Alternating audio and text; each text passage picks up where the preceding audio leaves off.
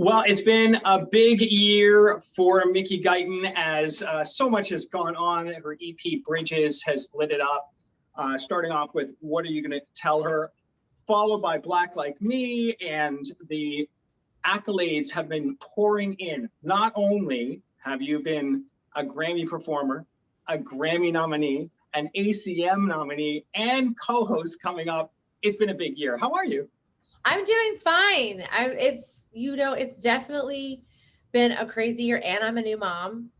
Yes, so the most important job. I'm sorry about that one. Most important mom. Yeah, I'm a mom now, which is insane. It just really goes to show that never give up on your dreams. You just never know when you'll have that breakthrough. Since that is your most important job, how is Grayson? Just over a month old. How's it going? Are you exhausted? What's the story? I'm exhausted, but I've had a lot of help. The reason why I have this virtual background is because my mother-in-law and family are in the back and I want to give them privacy, but it's just been amazing. He's such a good, beautiful boy. I'm so in love with him. It's literally the greatest thing I've ever done. Over everything else, it's the greatest thing I've ever done.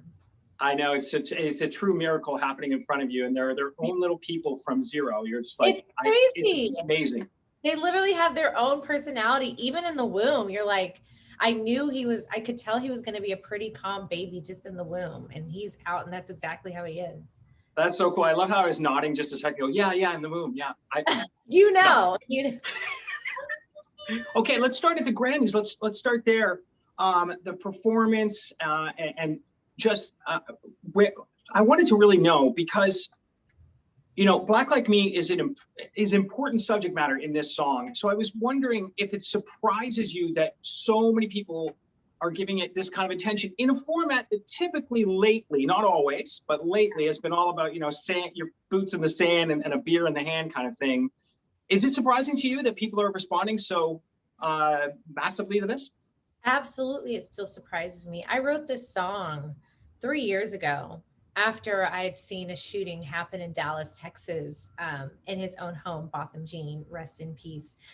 And I saw that. I've experienced police brutality my own self through my husband. It happened to him right before my own eyes. And I was just writing songs of my truth. And I never, ever thought this song would see the light of day. I never thought it would happen. And then the world shut down. And I think it took the world shutting down and these horrible things that had happened to like Breonna Taylor and Ahmaud Arbery and George Floyd. And then the world just stopped, I think, because we were stuck in our own homes and it was really affecting us. And this song took a life of its own. And I'm just, again, still completely blown away by the response to it. I think it's so interesting that history has put us in this intersection of so many things going on and then stopping us, almost like we have to have a talk. Yeah, absolutely. It's awful what has happened. There's so many things. It's not just, racial injustice. It's also this pandemic. There's people that can't buy food and people that can't pay their rent. And now the Asian community has been just plummeted with horrible hate. And it goes to show that it's so many different groups of marginalized people that are being affected that we need to stop and address and fix this horrible problem. It's said so often that it's actually sounds like a cliche, but it is actually true. There is healing power in music, right? Absolutely, there is. Of course we need the beer drinking songs and the feel good songs. Like I have one on my EP, but at the same time, we need, you can't ignore that side of things. It's like that. I know this is a horrible comparison, but it's like the movie Inside Out. And if you don't address the pain is going to always be there. You've got to address it. And that's where we're at right now.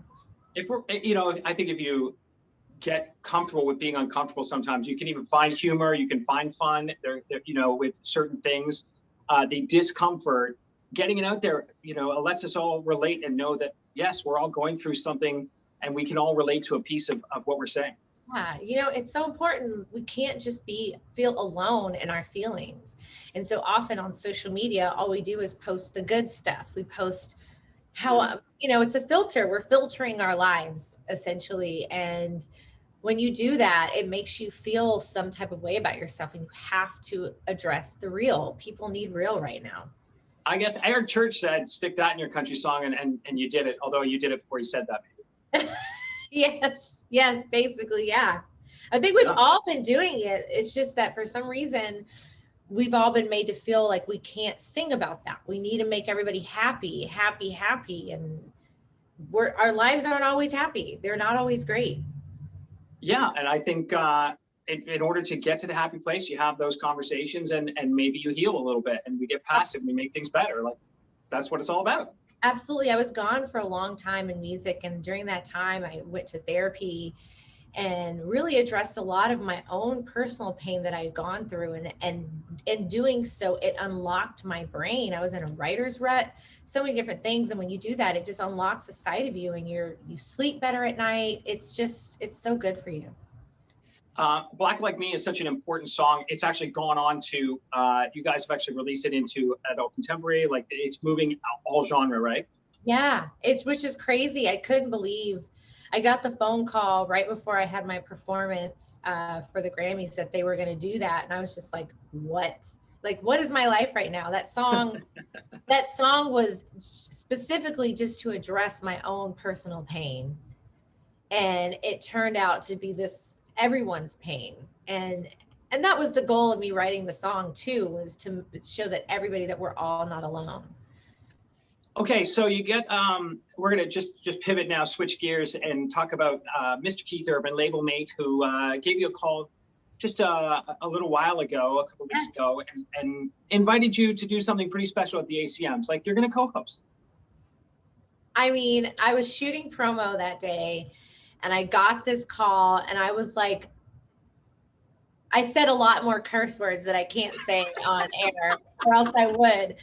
But I was like, holy bleep. And I've never done something like that before. You go from like just wishing you would have the opportunity to now getting the opportunity. And it just really goes to show, with opportunity comes possibility. And I only hope to open this door for many other artists, that they get these same opportunities. It's such a blessing. Keith is such an amazing person.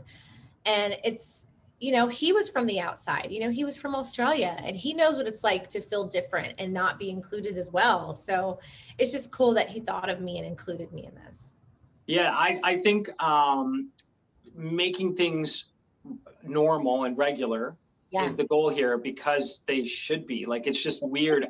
It's so weird that you're the first Black female to ever be nominated as a country solo artist for Grammy. Yeah. You're up for a new female artist as well at the ACMs. So which is more nerve-wracking, that whether or not you'll get the award, or hosting? I would definitely say hosting. Whether I get the award or not, there's so many amazing women in that category, and any of them deserve to win. So I'd be happy to see that. Like, I'm not worried about winning, because it's just to be nominated is a win. And then I'm hosting, like, that alone is just like, it's still hard to comprehend right now. Well, I think a lot of people think it's overdue. So congratulations on that. I do want to ask you a couple of things. As a host, I know that you don't know anything about the results. They wouldn't tell you. No. But can I ask you for a couple of predictions? Yes. Okay, so this is your prediction of what you think will happen, not what you think should happen. Okay. So who do you think will take Entertainer of the Year out of Luke Bryan, Luke Combs, Eric Church, Thomas Rhett, and Chris Stapleton? A lot of dude names there, like all dudes, but anyway. It's all dudes. I would definitely say Luke Combs. I think he's had a huge year. I mean, he's just all things country that I think so many people appreciate. I definitely think he'll win. That guy's got talent coming out of every fingertip, man. Yes, he does. Female Artist of the Year: Kelsey, Miranda, Ashley, Marin, Carly Pierce. It's so hard. That one's a hard one. It would definitely be between Kelsey and Marin to me. I think they put out huge records this year. Maybe Kelsey. I think Kelsey. Okay. That would be cool. We'll wonder if Miranda though comes in because of that Grammy and everything. We'll see. That's true. Miranda had a big. Oh my God, there's so many. That was hard. Yeah. Yeah, and finally, Male Artist of the Year: Dirks, Eric Church, Luke Combs, Thomas Rhett, or Chris Stapleton. I'm gonna have to go with Luke Combs again. I think he's gonna win this. He's had such a huge couple of years. I think it's him. I mean, hit after hit after hit. I think that's hits. Yeah. I know. I think that's in your future as well, and you're kind of schooling everyone on how to write personal songs that relate outwards and really strike and resonate with others. I appreciate that. Thank you. Ladies and gentlemen, Mickey Guyton, thanks so much for hanging with me. Oh my God, thank you for having me. I just, I love Canada. I have so many Canadians a part of my project. So, you guys, I hold y'all so dear to my heart. Well, we love it. And you got to come up here and perform for us the second you're legally allowed to. Oh my God, I can't wait. I'm ready. I'm so ready. It's so nice to talk to the future new female artist ACM winner. I'm not jinxing it. I'm just throwing it out there. All right. Thank you. I appreciate you. I'm gonna take that energy from you right now. Let's go. All right. Mickey Guyton, thank you. Thank you so much.